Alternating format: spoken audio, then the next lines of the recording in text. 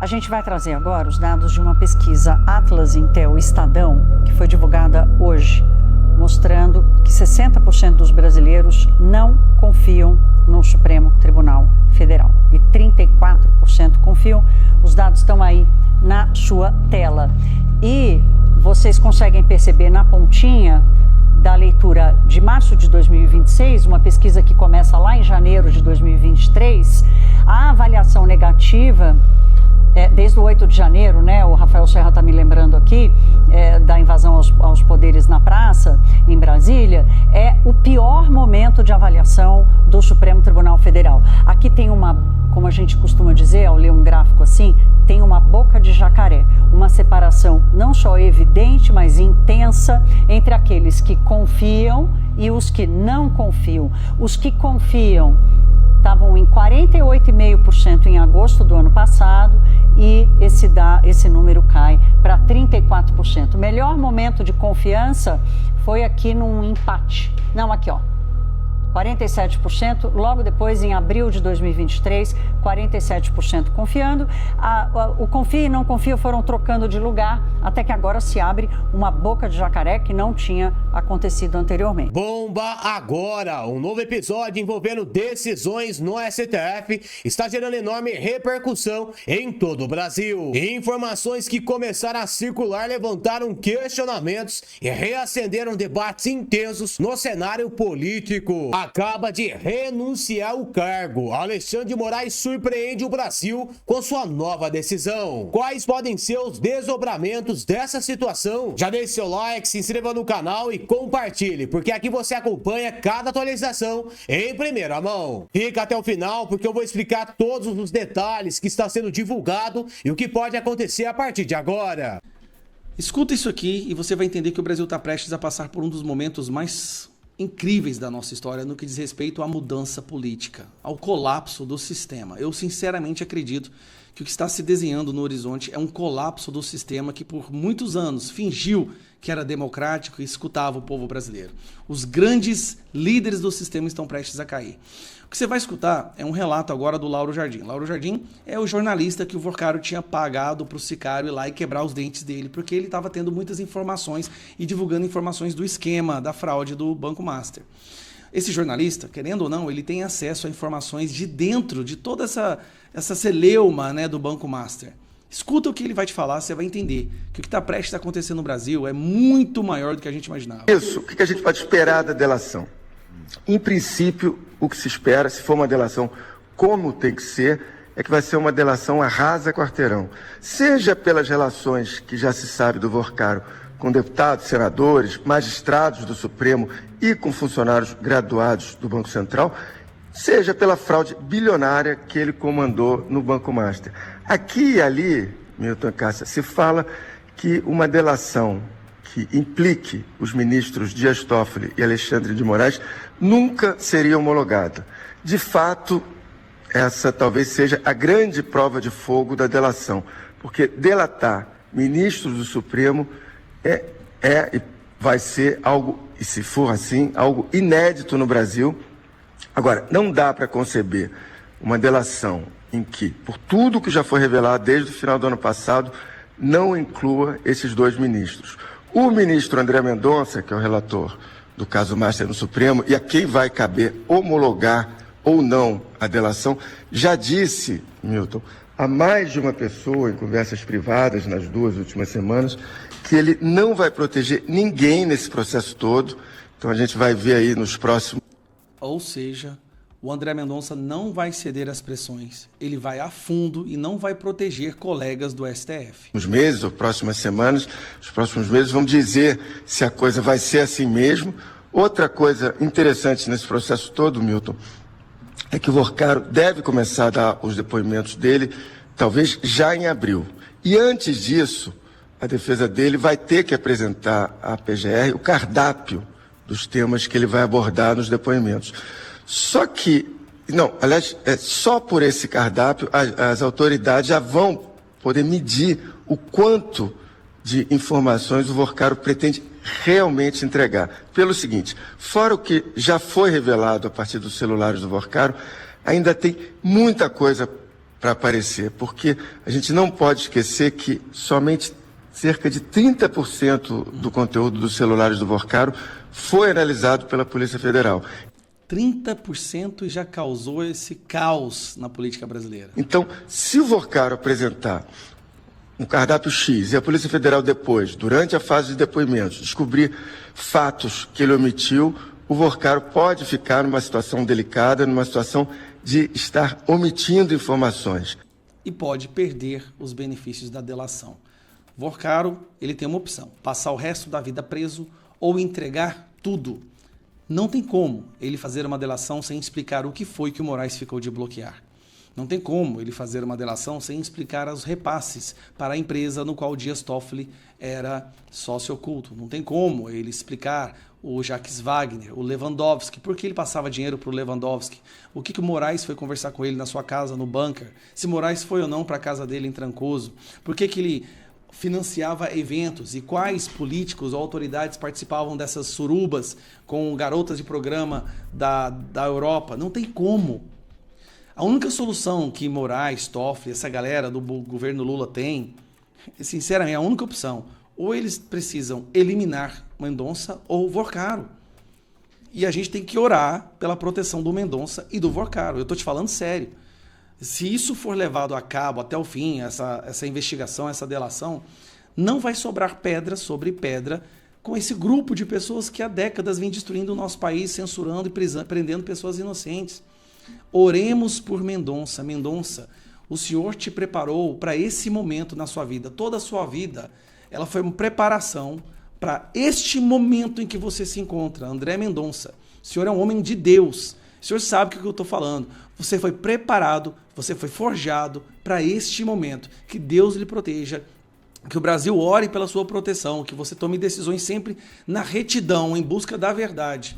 E que proteja também André Vorcaro, porque o que esse homem tem para falar vai acabar com um sistema que entristece o nosso país há tanto tempo. Vamos aguardar os próximos capítulos, né? Só destacar, porque aliados do ministro André Mendonça afirmam que o magistrado não aceitará uma delação pela metade de Daniel Vorcaro. Mencionamos isso há pouco, né? O relator do caso, Master, promete que vai investigar quem for, até mesmo integrantes da corte, do STF. Mendonça tem expressado a pessoas próximas que não aceitaria participar de um processo que projeta outros ministros e rejeita também transformar a delação em um show pirotécnico ou assumir uma aura de justiceiro. Então não vai proteger ninguém, vai avançar com a investigação, não vai varrer sujeira para debaixo do tapete. Quem é o próximo é o Cristiano Beraldo. Você, Beraldo, essa ideia, segundo alguns veículos noticiaram, André Mendonça teria feito essa afirmação dizendo que não vai poupar ministros, não vai proteger ninguém, não vai haver corporativismo. Se tiver alguém complicado na corte, tem foro privilegiado, vai ser julgado na corte, mas não vai ter sanção administrativa, não vai destacar algum item ali no Código da Magistratura para dar uma punição administrativa para nenhum ministro. Seguirá o rito como todos esperam. É isso.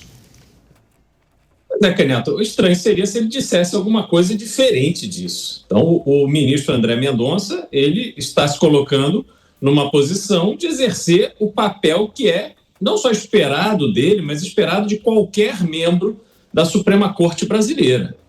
Agora, a gente precisa também entender que os crimes cometidos nessa grande operação do Master, que claramente não para de pé, né? Eu tenho relacionado esse caso Master com o que aconteceu com Bernard Madoff nos Estados Unidos, que foi a maior fraude, né, o maior esquema de pirâmide financeira da história, mais de 50 bilhões de dólares. E o André Vorcaro, ao que tudo indica, conseguiu fazer a mesma coisa. E os indicativos, as indicações que temos disso são muito evidentes, até pela incompatibilidade do estilo de vida que ele levava com aquilo que a realidade dos bancos brasileiros pequenos propiciam aos seus donos. Um banco pequeno no Brasil, ele tem instrumentos bastante mais limitados para fazer os seus negócios e gerar o seu resultado do que os bancões. Óbvio, a gente olha aí o resultado do Banco do Brasil e outros grandes bancos brasileiros é assustador, inclusive. É um banco no Brasil, esses bancos atuam essencialmente no Brasil e tem lucro aí de 50 bilhões de reais no ano. Isso é uma coisa fora de propósito. Mas, quando a gente olha para os bancos pequenos, a realidade é diferente e Daniel Alvorcaro desafiou essa lógica. Obviamente, tinha coisa errada ali que está sendo descoberto. Mas o detalhe, até agora, nós não temos. Ser amigo, ter troca de mensagens com alguém poderoso não é um crime em si. Ter um contrato com o escritório de advocacia em que valores foram pagos de forma incompatível com a realidade, opa, sinal amarelo aí brilhando. Mas é preciso entender o que isso gerou de forma criminosa de vantagem para Daniel Alvorcaro. Isso ainda não está claro. A gente precisa ver o que ele apresentará de provas concretas para que a gente entenda quais são os crimes efetivamente cometidos que poderão ser provados. Porque se a gente for na empolgação, e de novo, eu reforço aqui, me chama muita atenção ver veículos de imprensa que estão numa torcida enorme, apostando todas as suas fichas contra determinadas figuras do ambiente não só político, mas também do judiciário. Mas o preto no branco a gente não tem, a gente só está formando a torcida. Então, a gente vai receber essas informações e entender no que a postura do ministro André Mendonça vai se basear para que ele tome decisões concretas, para que ele evite o que aconteceu nos casos que eu mencionei no meu comentário anterior, em que as pessoas foram condenadas e depois foram soltas logo após e levam uma vida absolutamente normal e tranquila, inclusive voltando para a vida pública. Então, de novo, temos aqui muitas probabilidades, possibilidades, muitas especulações, mas eu sou cético nesse aspecto. Precisamos entender o que tem de verdade. Acho, por exemplo, um espetáculo sem nenhum propósito. Os relatos que fizeram da transferência de Daniel Alvorcaro, vai de madrugada, uma equipe especial da Polícia Federal, cabeça baixa, vai todo algemado, entra no helicóptero, vai... Para que isso? Por que não pegaram esse sujeito, enfiaram num camburão e levaram durante o dia para a Polícia Federal? Para que esse espetáculo, essa coisa bizarra? Então, essas coisas é que vão me chamando a atenção e me deixando com um ar, assim, de tem alguma coisa estranha acontecendo e a gente ainda não está sabendo. Pois é, muitas coisas chamam a atenção. Isso vai dar, com certeza, um bom filme, né? Um bom roteiro para uma minissérie de alguma gigante do streaming. O Misael Manetti, nosso repórter, a gente conversou rapidamente sobre isso há alguns dias. É uma grande possibilidade, mas a gente tem que aguardar o final dessa história. Jogada de mestre. André Mendonça dá um checkmate em Gilmar Mendes, o estrategista do Supremo. Gente, eu vou trazer agora para você uma notícia maravilhosa. André Mendonça simplesmente destruiu Gilmar Mendes com uma manobra jurídica absurdamente inteligente e estratégica. O Mendonça não apenas garantiu que o Alvorcaro continuasse preso, fizesse a delação, mas também isolou Gilmar Mendes e impediu qualquer movimento para soltar o banqueiro criminoso.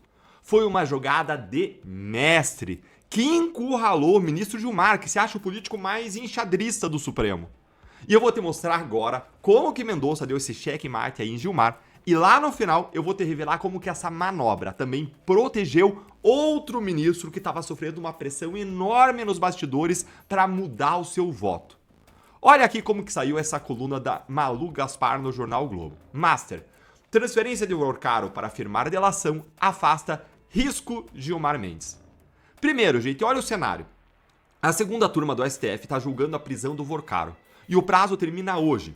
3 ministros já votaram para manter a prisão. O próprio Mendonça, Luiz Fux e Cássio Nunes Marques. Lembre que o Toffoli se afastou desse julgamento. Falta apenas, então, o Gilmar Mendes votar. E aqui vem o problema. Olha aqui. Gilmar vinha indicando a interlocutores que entregariam o voto com recados à Corte, ao STF e à Polícia Federal. E possivelmente até a favor da prisão domiciliar. Ou seja, tudo indica que Gilmar ia votar para soltar o Alvorcaro, mandando ele para uma prisão domiciliar, alinhado aos interesses da classe política que está aí apavorada com uma delação em ano eleitoral E também arranhado, é claro, em especial, aos interesses de Toffoli e de Moraes, que estão enrolados até o pescoço nesse escândalo. E tem mais, gente, tem mais.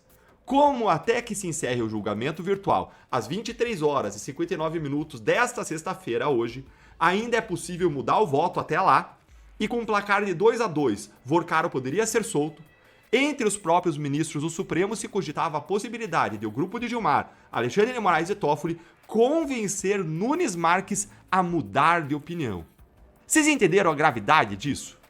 Gilmar, Moraes e Toffoli estavam articulando nos bastidores para convencer o Nunes Marques a mudar o seu voto. Se conseguissem, o placar ficaria 2-2, ficaria Alexandre de Moraes, ficaria o próprio André Mendonça junto com o Fux e do outro lado Gilmar e Nunes Marques. E ficando 2-2, o Vorcaro seria solto. Olha aqui comigo. Nunes Marques, ao longo dos últimos dias, sofreu pressão dos bastidores para mudar o voto. Então a gente tem o seguinte, o Gilmar Mendes preparando o voto para soltar, o trio Gilmar, Moraes e Toffoli pressionando o Nunes Marques e o prazo até 23 horas e 59 minutos dessa sexta-feira para mudarem tudo. E aí o que o André Mendonça fez? Uma jogada genial. Ele transferiu o Vorcaro da penitenciária para uma sala da Polícia Federal antes mesmo da conclusão do julgamento. E olha aqui os efeitos dessa manobra segundo o Globo.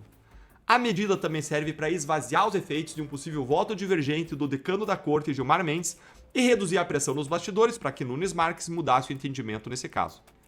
Ou seja, Mendonça esvaziou o voto do Gilmar, protegeu Nunes Marques da pressão. Como? Gerando aqui um fato consumado. Ao transferir Vorcaro da penitenciária, que tem condições mais severas, para a Polícia Federal, que tem condições mais parecidas com a de uma prisão domiciliar, o Mendonça esvaziou o argumento de que não tinha motivos para manter o ex-banqueiro em uma penitenciária. E mais, ele sinalizou que a delação já está em curso, está começando, foi dar largada, eu mostrei no último vídeo para vocês, dificultando agora qualquer reviravolta. Mendonça usou suas prerrogativas como relator para criar condições fáticas que tornam inviável reverter a decisão de prisão do Vorcaro. É perfeitamente legal e é brilhantemente executado. E aqui está a ironia. O Gilmar Mendes, que se vende como grande estrategista político do STF, o dono daquilo que ele chama de Pátio dos Milagres, que é a sua antessala, o mestre do xadrez jurídico, ele foi completamente superado por André Mendonça. Gilmar preparou seu voto aí com recados, mas esses recados vão cair no vazio. Ele articulou nos bastidores, mas sua articulação foi superada. Mobilizou Moraes e Toffoli, pressionou Nunes Marques e no final, Mendonça simplesmente anulou toda a estratégia com uma decisão certeira. Parabéns, ministro André Mendonça, o senhor mostrou que integridade, coragem e inteligência vencem maquinações políticas. E olha, vocês não me veem aqui me alinhando a ninguém no grande espectro político de modo assim decisivo. Eu acredito em Deus e eu sei que as pessoas são falíveis. Dificilmente eu aposto todas as minhas fichas em uma pessoa. Mas André Mendonça, eu estou disposto a apostar as minhas fichas. Não por decisões, não por manifestações superficiais, mas porque eu acredito no coração dele e na integridade. Eu postei aqui alguns dias atrás um vídeo dele, de uma pregação que ele fez lá na igreja do Carlito Paes, a igreja da cidade em São José dos Campos. E essa pregação mostra a trajetória dele.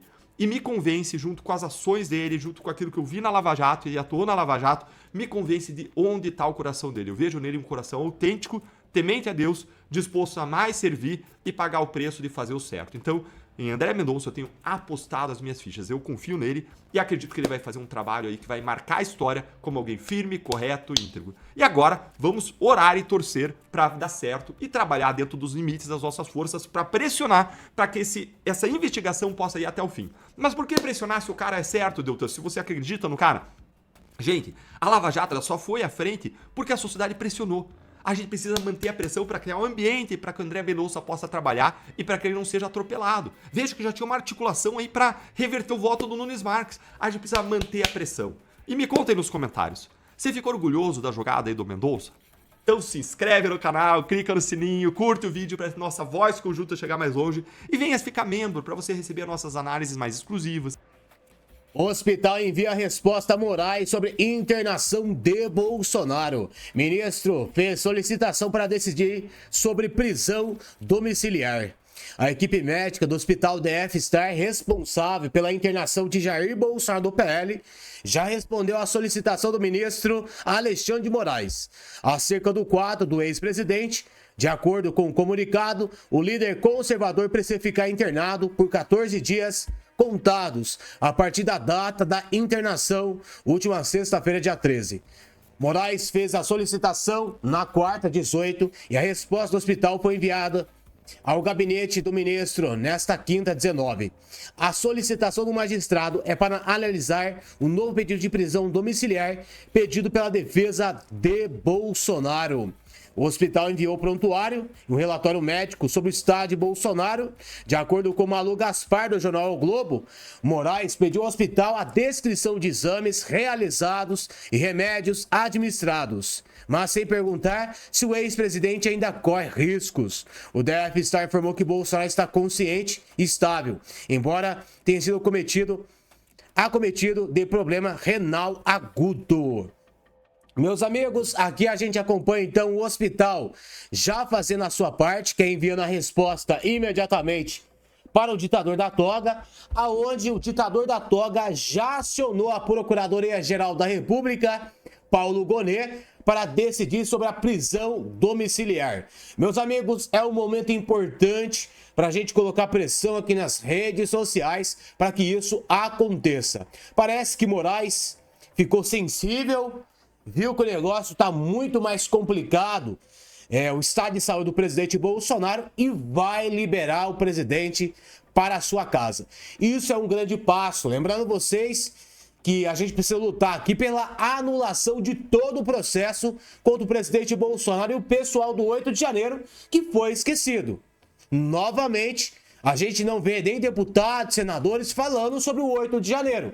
Pessoas que estão sendo perseguidas pelo ditador da toga, aonde esse ditador Alexandre de Moraes já deveria ter sofrido impeachment e também já estaria na prisão se fosse um país sério. Mas como aqui as coisas é bem demorada, a gente tem que esperar a delação de Porcaro, a boa vontade de deputados e senadores fazerem alguma coisa ali em Brasília. Tá aí a confirmação então, Alexandre de Moraes acionando o PGR para se manifestar sobre o pedido de prisão domiciliar de Bolsonaro. Vocês sabem muito bem que o Paulo Gonet é um cachorrinho de Alexandre de Moraes, obedece todas as ordens do ditador. Aqui ele acionou o PGR apenas para fazer aquele teatro, entendeu? Porque ele já sabe muito bem que o presidente Bolsonaro corre sérios riscos de vida. Então, cabe ao PGR agora, então, tomar essa decisão e mandar o presidente Bolsonaro para a sua casa, aonde tem Michele Bolsonaro, tem seus filhos, o cuidado mais próximo. Pode ter certeza que ele ficaria bem melhor. E, é claro, um ex-presidente da República. A gente tá falando aqui de criminoso, não. É até assustador, porque a gente não vê Alexandre de Moraes partindo para cima, por exemplo, de Daniel Porcaro. Não é a mesma pressão que ele causa em cima do presidente Bolsonaro junto com o Porcaro. É totalmente diferente. Apenas aqueles que estão aliados ao presidente Bolsonaro sofrem a perseguição vindo do ditador. Enquanto isso, tá aí mais uma bomba que afeta diretamente o Supremo. 60% da população não confia no STF e nos ministros, diz pesquisa Atlas.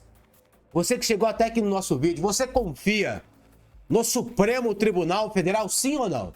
Deixa aqui nos comentários, que é muito importante, porque 60% da população já não aguenta mais a Suprema Corte corrupta que virou no nosso país. Vamos aqui com a informação de Mariana Lascano. Ela comentou uma coisa muito importante, é importante a gente demonstrar aqui para vocês. Em 2017, Teori Zavascki, prestes a ferrar corruptos como relator da Lava Jato, morreu numa queda de avião. Moraes entrou no seu lugar. Agora, André Mendonça, prestes a ferrar corruptos como relator do INSS do Banco Master, tem um voo prestes a sair abortado por falha mecânica. Detalhe, Fux também estava no mesmo voo.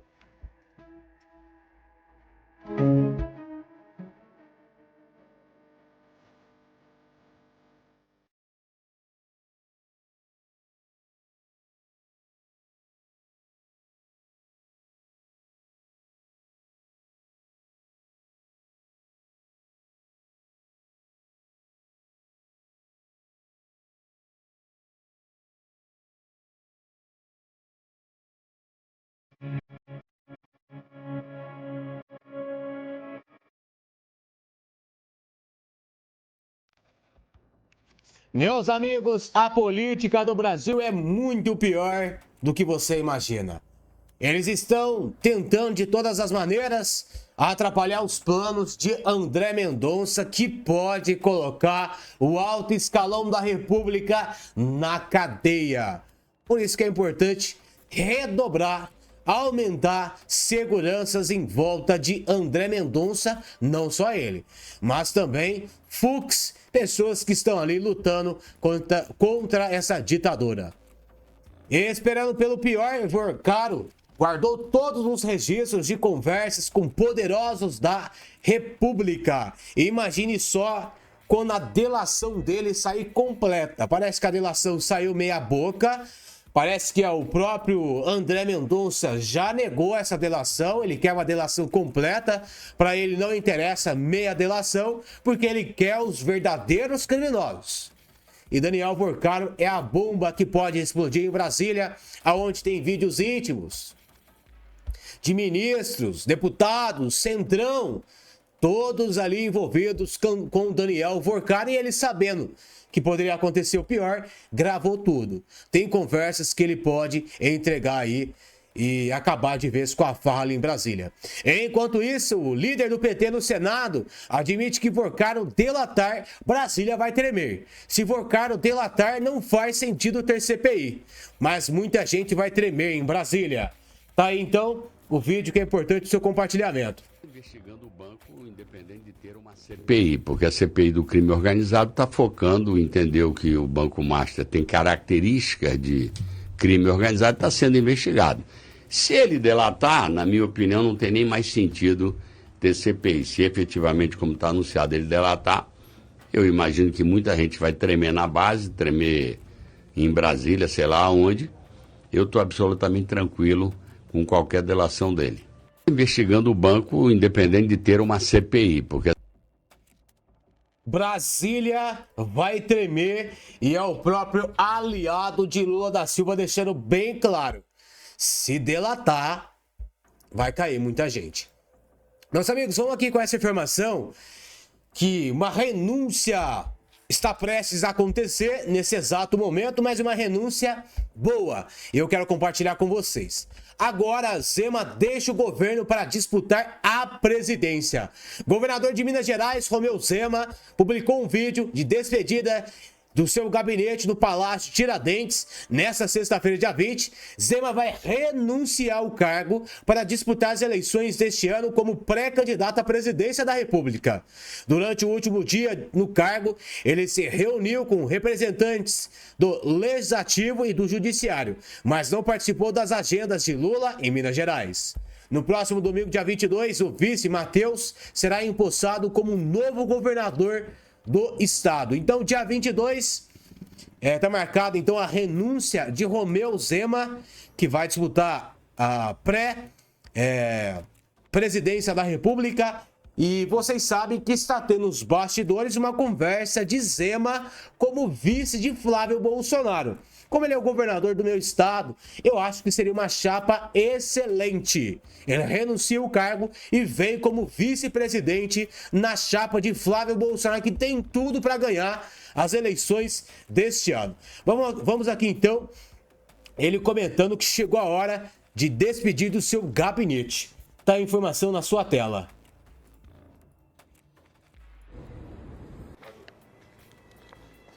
Estou aqui, terminando de ajuntar os últimos papéis, saindo aqui do gabinete, da mesa que eu utilizei mais de 7 anos. Tudo organizado, tudo limpinho, e fui um governador que sempre privilegiou a economia. Tudo que é possível temos de economizar, afinal de contas são as pessoas que estão pagando. Vamos apagar as luzes aqui, para deixar tudo no escurinho. Ela demora um pouco, mas já diminuiu. E estou deixando aqui, uma grande galeria de artesanato, de produtos mineiros que eu fui recebendo à medida que eu andava por Minas Gerais. Patrimônio do Estado agora. E fechando aqui a porta pela última vez. Está entregue aí, Eu lembro que a primeira vez que nós vimos nesse prédio estava tudo sem energia, não foi? Um aspecto sujo. Foi em novembro de 18 ainda, foi que nós viemos aqui e definimos que a gente ia voltar. Exato. Moças, até logo. Ó, foi um prazer estar aí com vocês. Boa sorte, tudo de bom. Obrigada, senhor também, viu? Obrigada pela felicidade. De vez em quando eu venho tomar um café aí e ver vocês, tá? Tudo de bom, viu? Obrigada. Um abraço. Também, um abraço. Até mais. Até. Até domingo. Até domingo, então. Tchau.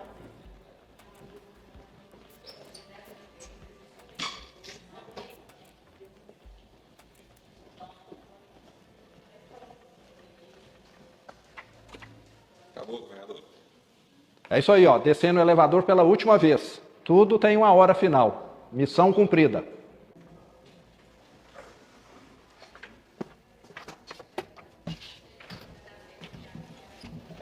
Até domingo. O pessoal sempre deixa a gente meio emocionado, né, na hora de despedida.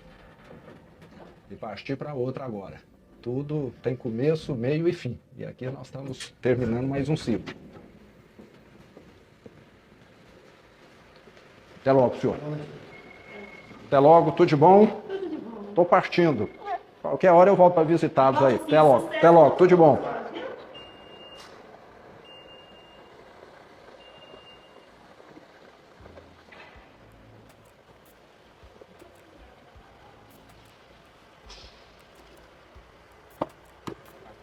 Até, André.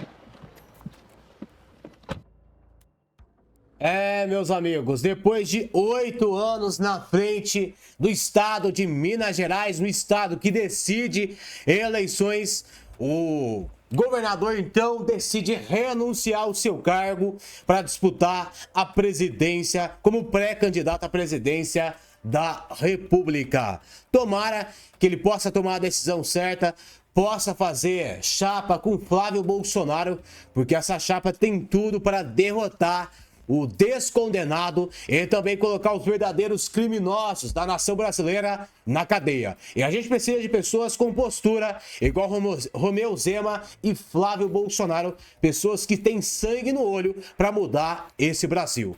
Parabéns, Romeu Zema, que você possa continuar fazendo aí um belíssimo trabalho agora para o Brasil e não só o estado de Minas Gerais. Pedir para vocês deixar o seu like, deixar o seu comentário e compartilhar essas informações nas suas redes sociais. A gente volta ainda hoje com mais informações.